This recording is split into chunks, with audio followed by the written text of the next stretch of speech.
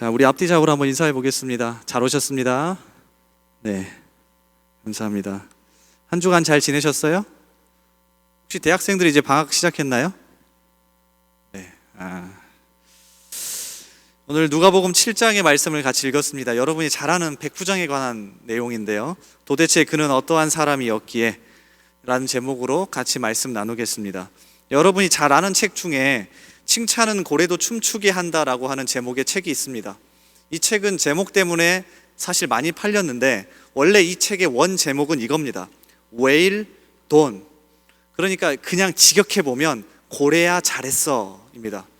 처음에 이 책의 원 제목을 한국에 들여오면서 어떻게 번역을 했냐면 칭찬의 힘으로 번역했습니다. 자, 그리고 책을 팔았는데 제목 때문인지 채 10만 부가 팔리지 않았어요. 그 출판사에서 이 책을 어떻게 할까 고민하다가 내용은 그대로 놔두고 제목을 한번 바꿔보자 해서 제목을 칭찬은 고래도 춤추게 한다로 바꾼 겁니다. 자, 그리고는 무려 10배인 100만 부가 넘게 팔렸습니다. 그래서 지금까지 2014년부터 지금까지 엄청나게 많이 팔린 베스트셀러가 되었어요.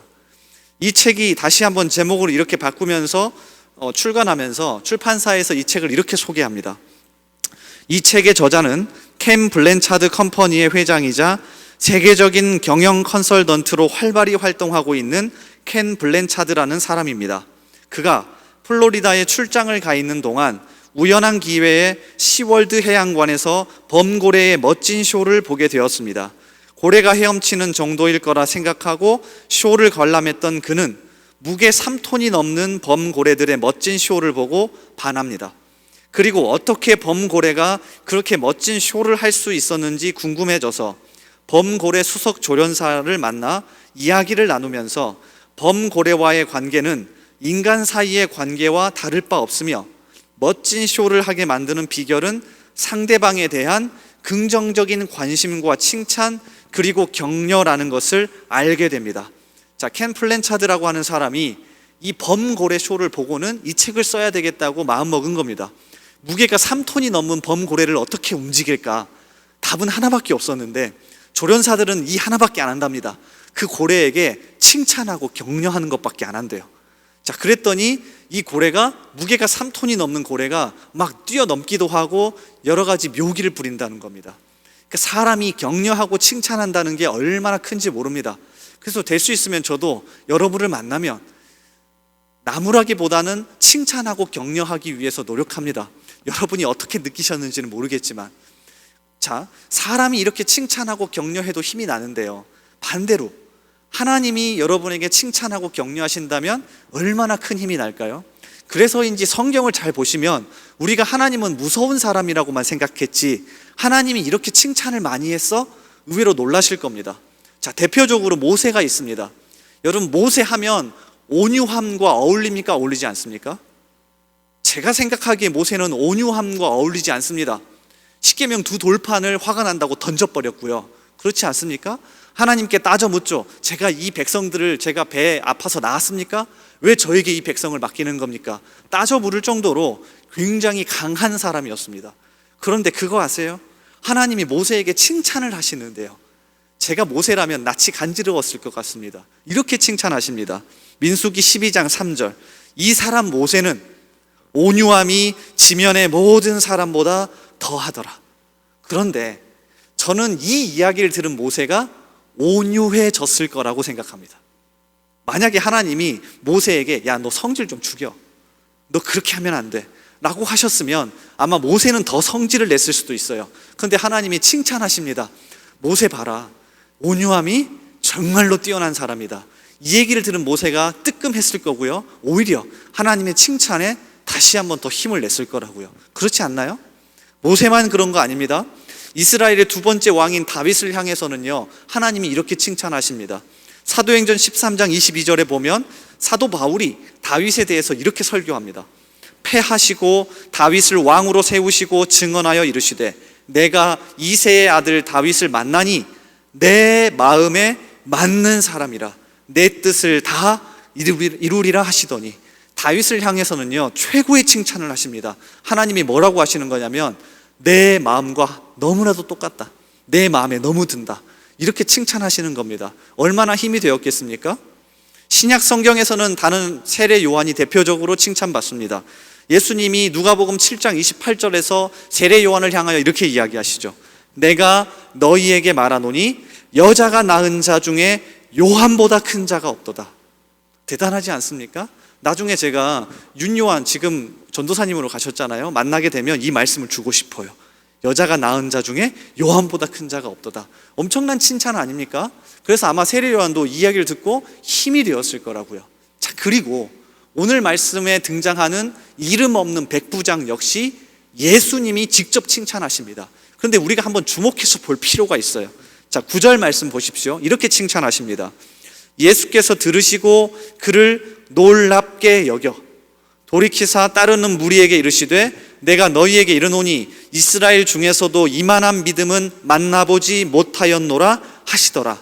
자, 여기서 놀랍게 여겼다라는 단어가 다우마조라고 하는 성경 원어인데요, 단순한 단어가 아니라 너무나도 놀라서 깜짝, 정말로 정신이 번쩍 들 정도로 놀랐다는 뜻입니다. 그러니까 예수님이 이 백부장을 향하여서 어떻게 칭찬하는 거냐면 너무나도 깜짝 놀라서 도대체 어떻게 이런 사람이 있을 수 있지? 이렇게 칭찬하시는 거예요.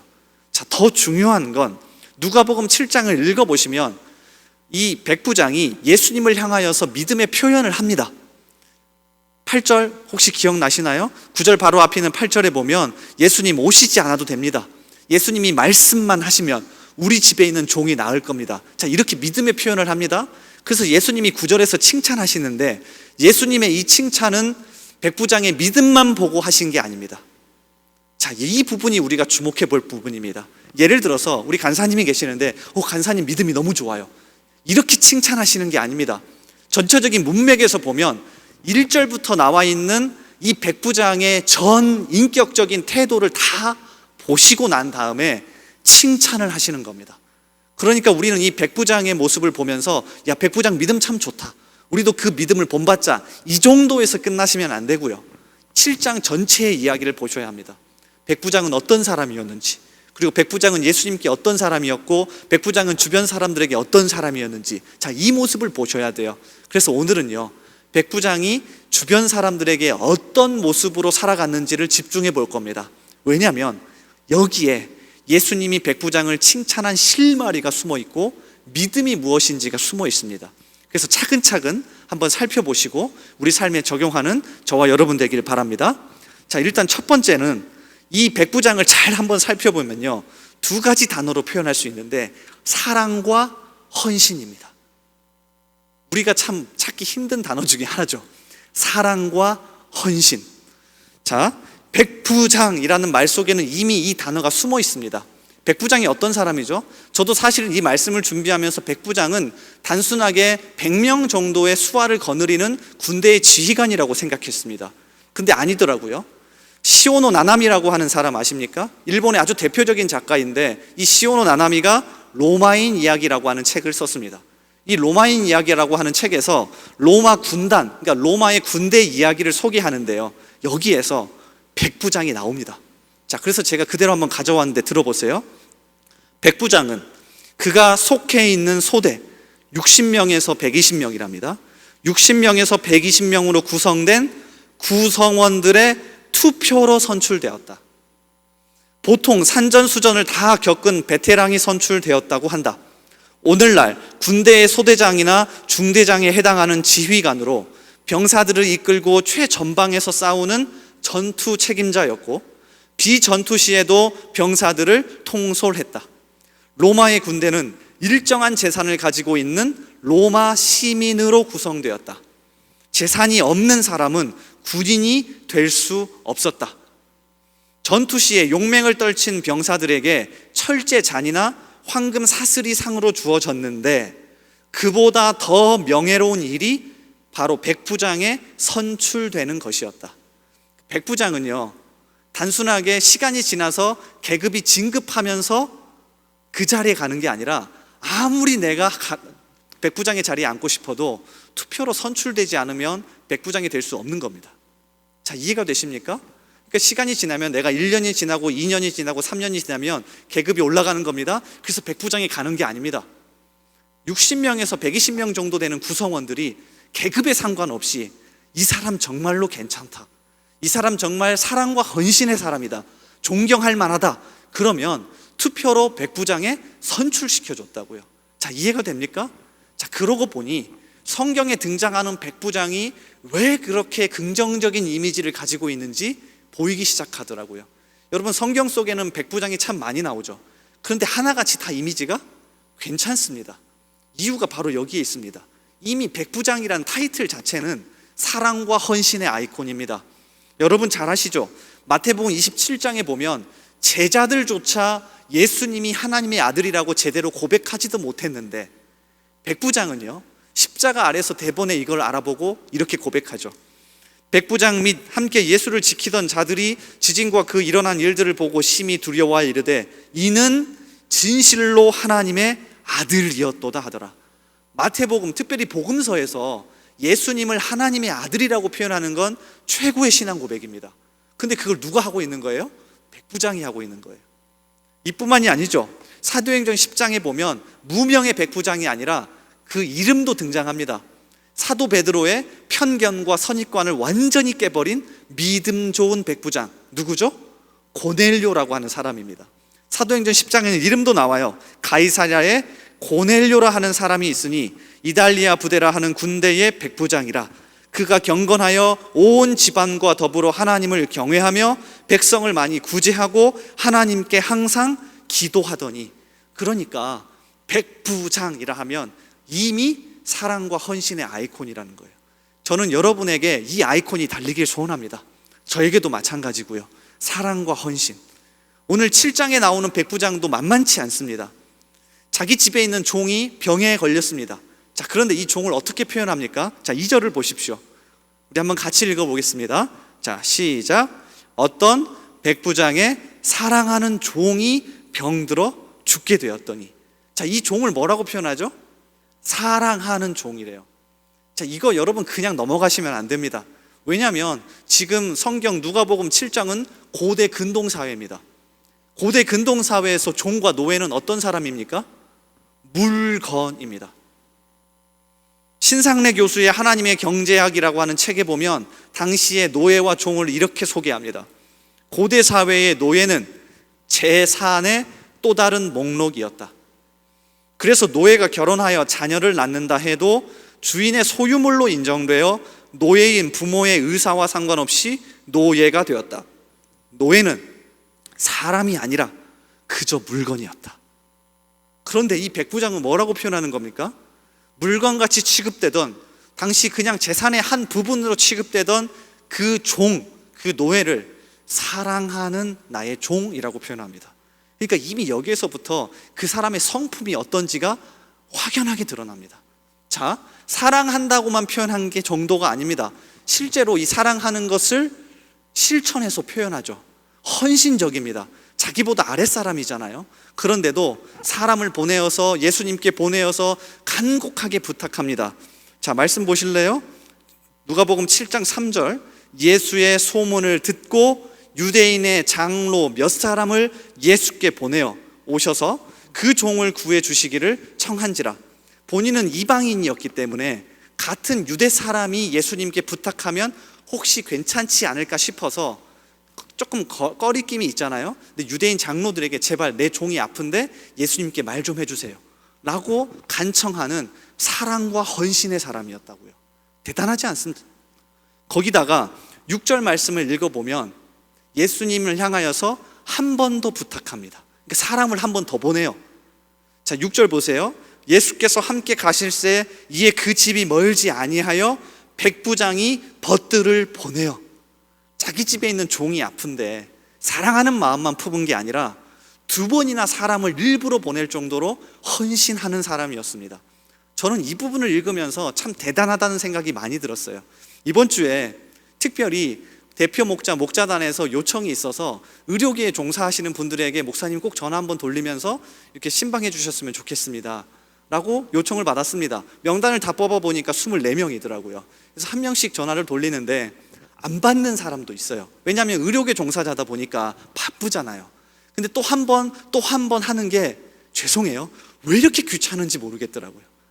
근데 오늘 말씀을 준비하면서 너무나도 많이 얘기했습니다. 아니, 나는 전화 한번 하는 게 이렇게 귀찮은데, 그게 제가 목자들에게 이렇게 강요하는 것도 정말 부끄럽더라고요. 목원들에게 전화 한번 하십시오, 목원들에게 연락 한번 하십시오. 얼마나 힘듭니까? 그런데 이 백부장은 당시 시대에 전화가 있습니까? 아니면 뭐 문자가 가능합니까? 자기보다 훨씬 아래에 있는 한 사람의 종을 고침받게 하기 위해서 사람을 보내고 사람을 또 보냅니다. 정말 좋은 성품을 가지지 않았습니까? 예수님은 이 부분을 칭찬하시는 겁니다. 우리가 착각하시면 안 됩니다. 야, 백부장이 예수님에 대한 엄청난 믿음을 가졌어, 그래서 예수님이 좋아하시는 거야. 아닙니다. 물론 그 부분도 맞겠지만 예수님이 첫 번째로 보신 건 백부장의 사랑과 헌신의 태도입니다. 대학교 1학년 때 영어회화 수업을 들었습니다. 당시 필수는 아니었는데 외국인 교수님과 수업이 하고 싶어서 사실은 여자 교수님을 선택하고 싶었는데 잘 안 돼서 남자 교수님을 선택해서 듣게 됐어요. 이름이 아직도 기억나는데 대용이었어요. 너무 독특하잖아요. 미국 사람인데 물어보니까 네덜란드계 미국 사람이더라고요. 그래서 이름이 대용이었습니다. 저희가 여러 가지 질문을 많이 했습니다. 참 귀찮게 했어요. 피자를 시켜주면서 일부러 김치 피자를 시키기도 하고요. 많이 괴롭혔는데 이분에게 질문했어요. 교수님, 선생님, 미국 문화가 궁금합니다. 미국은 기본적으로 어떤 문화와 어떤 배경을 가지고 있습니까? 라고 막 말도 안 되게 질문을 했어요. 영어도 안 되는데. 그랬더니 당시 이 대용 교수님이 이렇게 답변해 주셨어요. 물론 영어로 하셨겠죠. 그런데 제가 나름 그냥 해석해서 적어놓은 거예요.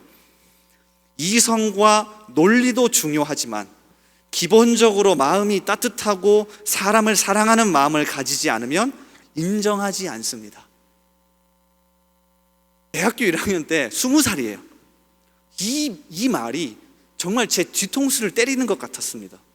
제가 대학교 1학년 때 느낀, 20살 때 느낀 미국 사람은 엄청 커 보였거든요. 엄청 이성적이고 엄청 앞서가는 문물을 가진 사람처럼 보였는데 그 사람의 입에서 하는 얘기는 이거였어요. 이성과 논리도 중요하지만 기본적으로 마음이 따뜻하고 사람을 사랑하는 마음을 가지지 않으면 인정하지 않습니다. 가장 무서운 사람은 이성적이고 논리적이고 머리는 똑똑하지만 마음이 냉랭하고 사람을 사랑하지 않는 사람입니다. 여러분 어떻습니까? 오늘 이 백부장의 모습을 보면서 혹여나 나에게 이런 마음이 있다면 다시금 회복하길 바랍니다.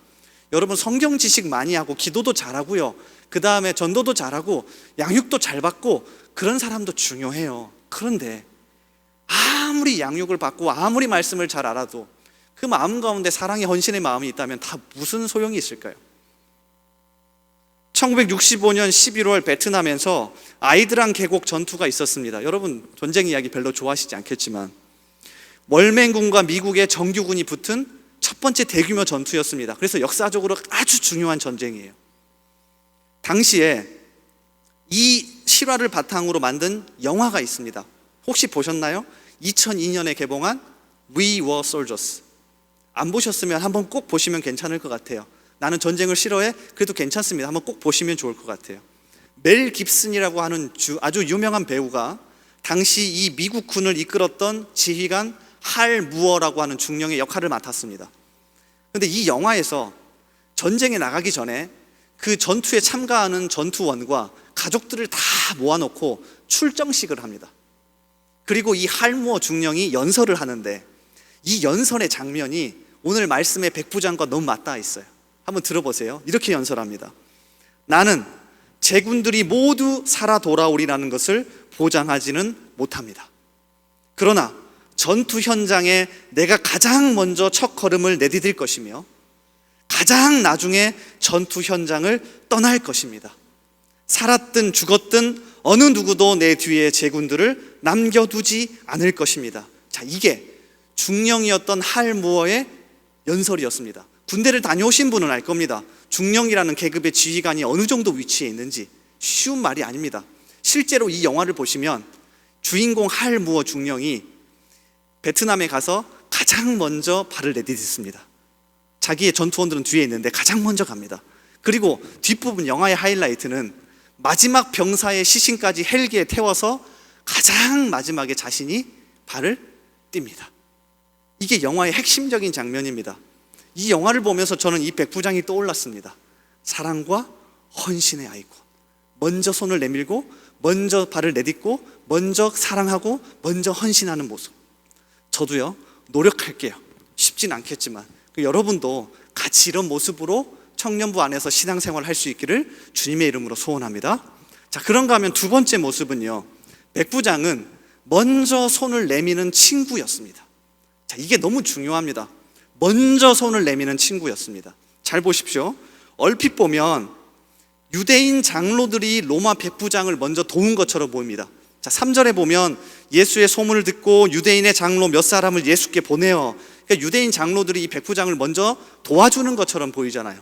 그런데 말씀을 전체적으로 잘 읽어보시면 사실 먼저 손을 내민 건 누구였냐면 백부장이었습니다.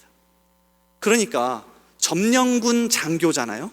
식민지를 점령한 점령군 장교임에도 불구하고 그 선입견과 편견을 다 깨버리고 그들에게 먼저 손을 내민 거예요. 자, 5절 보세요. 자, 5절 한번 같이 읽어볼게요. 유대인 장로들이 예수님에게 백부장을 이렇게 소개합니다. 5절, 자, 시작.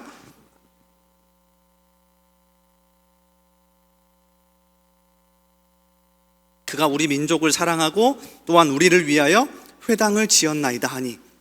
먼저 손을 내민 건 누구였죠? 백부장이었습니다. 백부장이 사실은 먼저 손을 내밀어서 그들을 사랑했고 헌신했고 그들의 친구가 되어주었죠. 자, 이 모습이 중요합니다. 사실 저도 잘 하지 못하는 부분 중에 하나인데, 여러분이 믿을지 믿지 않을지 모르겠지만 저도 낯을 참 많이 가립니다.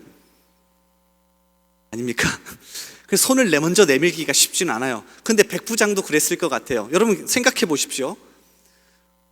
로마가 이스라엘을 점령했습니다. 근데 그 점령군의 장교로, 군인으로 이스라엘에 온 겁니다.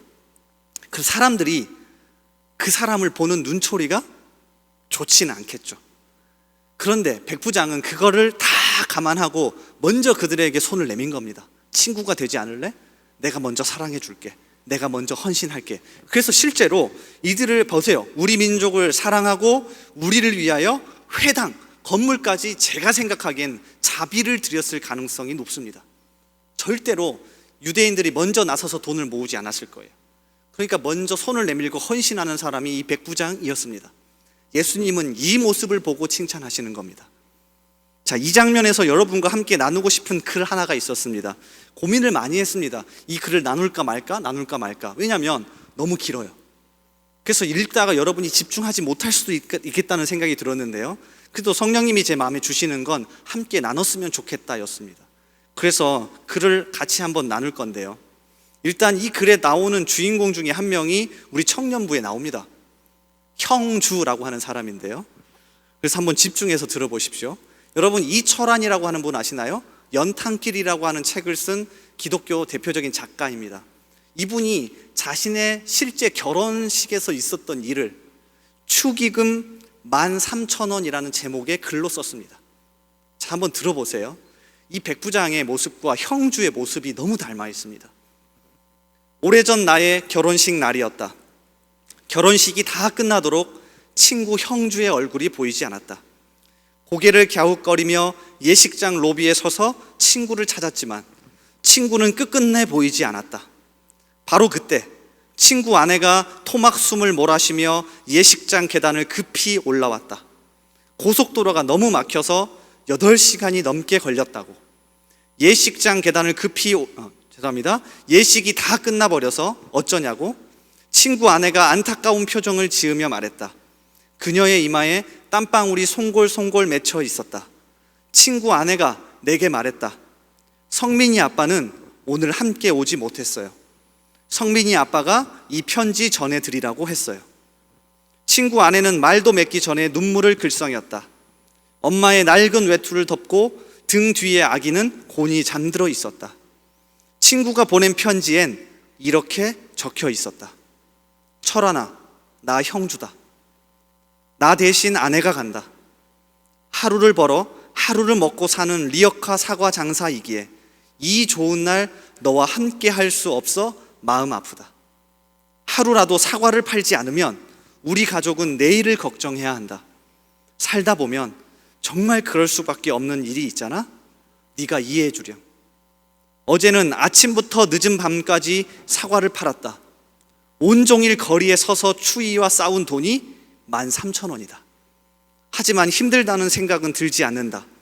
아지랑이 피어오르던 날 흙 속을 뚫고 나오는 푸른 새싹을 바라보며 너와 함께 희망을 노래했던 푸른 시절이 내겐 있으니까, 우리에겐 하나님이 계시니까 슬프지 않았다. 눈물을 글썽이며 이 글을 쓰고 있지만 마음은 기쁘다. 아내 손에 사과 한 봉지 들려보낸다.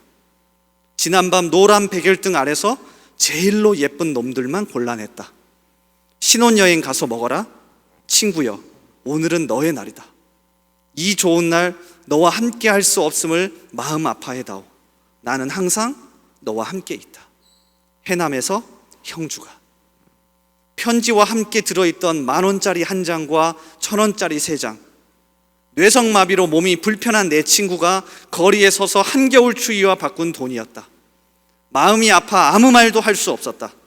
친구 아내가 건네준 사과 봉지에서 사과 하나를 꺼냈다. 애써 슬픔을 누르고 사과를 한 입 베어 물었다. 왜 자꾸만 눈물이 나오는 것일까? 새신랑이 눈물 흘리면 안 되는데. 다 떨어진 구두를 신고 있는 친구 아내가 마음 아파할 텐데. 멀리서도 나를 보고 있을 친구가 마음 아파할까봐, 엄마 등 뒤에 잠든 아이가 마음 아파할까봐 나는 태어난 척 창밖을 바라보았다. 하지만 참으려 해도 울음은 참아지지 않았다. 어깨를 들썩이며 울었다. 사람들 오가는 예식장 로비 한가운데 서서. 이철환 작가는 사실 자기가 형주에게 먼저 친구가 되어줬다고 생각했습니다. 왜냐하면 자신은 정상인이고 형주는 뇌성마비 장애인이었기 때문에 자기가 먼저 손을 내밀어서 그 사람의 친구가 되어줬다고 생각했어요. 그런데 결혼식장에서 이 생각이 완전히 뒤집어진 겁니다. 사실 누가 먼저 손을 내밀었던 겁니까? 형주가 이철환 작가에게 먼저 손을 내민 거였습니다. 몸은 불편하지만 거기에 굴하지 않고 자기의 온 마음을 먼저 던져서 손을 내밀어 준 거죠. 그게 오늘 말씀의 백부장의 모습 아닙니까? 모두의 시선이 곱지 않습니다. 저 점령군 장교가 우리에게 무슨 일을 할지 몰라. 그런데도 먼저 손을 내밀었습니다. 내가 조금 부족해도요, 나는 이런 모습인데 괜찮을까? 상관없습니다. 내가 어떤 모습이든지 간에 상대방에게 먼저 손을 내밀 수 있는 모습. 여러분, 체면 생각하지 마십시오. 나는 돈이 없는데, 나는 아직 취직하지 못했는데, 나는 학벌이 좋지 않은데, 나는 믿음이 안 좋은데, 나는 나이가 더 어린데, 아니 나는 나이가 너무 많은데, 이런 생각하지 마십시오. 오늘의 백부장은 이 형주가 보여줬던 것처럼 그거 다 상관없이 그 사람에게 먼저 손을 내밀어 준 겁니다. 여러분, 이게 중요한 것 아닙니까? 그래서 주님은 놀라시면서 이 백부장을 칭찬하는 겁니다. 이 백부장의 믿음이 대단하다. 이 장면은 정말로 우리가 주목해야 돼요. 왜냐하면 누가복음 7장은 누가복음 6장과 연결되어 있습니다. 자, 여러분 성경을 펴서 누가복음 6장이 어떤 내용인지 한번 보십시오. 그리고 만약에 시간이 된다면 여러분 집으로 돌아가셔서 마태복음 5장, 6장, 7장, 8장과도 연결시켜 보십시오. 누가복음 6장을 평지수훈이라고 합니다. 뭐가 생각나십니까? 마태복음 5장부터 7장까지를 산상수훈이라고 하잖아요. 자, 이렇게 부르는 이유는 단 한 가지인데, 마태복음 5장과 7장은 예수님이 산에서 가르치셨고 누가복음 6장은 예수님이 일반 평지에서 가르치셨습니다. 그래서 누가복음은 평지수훈이라고 부르고 마태복음은 산상수훈이라고 부르는데 결론은 똑같습니다. 자, 결론 부분을 한번 같이 읽어볼게요. 누가복음 6장 47절, 48절이 결론인데요. 자, 우리 한번 같이 읽어볼게요. 자, 시작. 내게 나와 내 말을 듣고 행하는 자마다 누구와 같은 것을 너희에게 보이리라. 집을 짓되 깊이 파고 주추를 반석 위에 놓은 사람과 같으니 큰 물이 나서 탕류가 그 집에 부딪히되 잘 지었기 때문에 능히 요동하지 못하게 하였거니와. 산상수훈과 평지수훈의 결론부는 행함으로 드러내는 믿음에 있습니다. 마태복음 5장부터 7장까지 읽어보시고 누가복음 6장을 읽어보십시오. 그럼 예수님이 믿음을 설명하시는데 너가 정말 나를 믿는다면 어떻게 해요? 반석 위에 집을 지은 사람과 같은데, 반석 위에 집을 지은 사람은 어떤 사람입니까? 그 말씀대로 행하는 사람. 그게 믿음이 있는 사람이야. 자, 이렇게 이야기를 하시고는 이어지는 7장에서 가장 먼저 보여주는 게 백부장입니다. 여러분, 마태복음 8장을 꼭 읽어보라고 하는 이유가 있습니다. 마태복음 8장도 역시 누가 등장하는 줄 아십니까? 백부장입니다. 그러니까 산상수훈의 결론 부분 이어서 실제적인 사례로 보여주는 것도 백부장이고, 평지수훈에서도 예수님의 이 평지수훈의 결론 부분을 이야기하시고 나서 실제적인 사례로 보여주는 것도 백부장입니다. 그럼 예수님이 이 모습을 통해서 우리에게 뭘 얘기하고 싶은 걸까요? 믿음을 이야기하고 싶으신 겁니다. 어느새인가 우리가 믿음이 좋다 하면 이렇게 생각하죠. 아마 똑같을 겁니다. 보세요. 교회 생활 열심히 하고, 여러 부서에서 섬기고, 헌금 많이 하고, 예배 출석 잘하고, 그러면 믿음 좋다라고 이야기합니다. 여기다가 한 가지 더, 막 선교도 가고요, 막 수련회도 잘 참석하고, 막 눈물 흘리면서 기도하고, 찬양도 열심히 하고, 그러면 뭐라고 하죠? 저 친구는 믿음이 좋은 사람, 이렇게 이야기해요. 자, 이게 중요하지 않다는 얘기가 아닙니다. 이건요, 기초입니다. 어느새인가 이게 우리가 전부라고 생각했습니다. 믿음하면 교회 열심히 나오는 것, 열심히 섬기는 것, 헌금 많이 하는 것, 예배 생활 열심히 하는 것, 이건 기초입니다. 제가 초등학교 5학년 때 잠시 육상부에 들어갔던 적이 있습니다. 괜히 교내에서 열린 중장거리 대회에 한번 참석했다가 좋은 성적을 거두는 바람에 반강제적으로 육상부에 들어갔는데, 아침에 1시간 일찍 등교하고요, 오후에 1시간 더 늦게 집에 돌아가야 했습니다. 그렇게 훈련을 하는 거예요. 그다음 나머지 시간은 공부하고요. 초등학생들에게는요, 주종목만 가르치는 게 아니라 모든 종목을 다 가르칩니다. 멀리뛰기, 높이뛰기, 뭐 100m, 그다음에 몇백 미터 다 가르치는데, 그 중에서 제가 초등학교 5학년인 제가 가장 흥미로웠던 건 높이뛰기였습니다. 자, 여러분, 선수들이 높이뛰기 어떻게 하죠? 배면뛰기라는 걸 합니다. 저는 초등학교 5학년 때 배면뛰기를 처음 배웠어요. 너무 신기하고 멋있더라고요. 그러니까 다리로 이렇게 뛰는 게 아니라 이렇게 하늘로, 배가 하늘을 보이게 뒤로 뛰는 겁니다. 선수들이 하는 것처럼. 그래서 저는 체육 시간마다 학생들에게 배면뛰기를 자랑했습니다. 이게 배면뛰기라는 거야. 그러니까 높은 장대를 뛰는 것도 아닌데 항상 배면뛰기를 했습니다. 육상부 선생님이 지나가다가 저에게 정확하게 이렇게 이야기하셨습니다. 초등학교 5학년이었는데 아직까지도 기억이 납니다. 성훈아, 배면뛰기는 그저 기초일 뿐이야. 그걸 가지고 높이 뛰는 게 중요해. 무슨 이야기인 줄 아십니까? 저는 그 기초적인 기술을 가지고 나 이거 잘해 하면서 자랑을 했는데, 선생님이 이야기한 거 그건 기초일 뿐이야. 그걸 가지고 진짜 잘해야 할 건 높이 뛰기야. 우리 신앙도 똑같은 거 아닙니까? 어느새인가 겉모습으로 다 판단해 버립니다. 예배 좀 잘 나오면 믿음 좋은 사람, 기도 좀 열심히 하면 믿음 좋은 사람, 헌금 좀 하면 믿음 좋은 사람, 거기다 11조나 감사헌금까지 하면 최고. 어느새인가 이렇게 돼버리지 않았습니까? 이건 기초 아닙니까?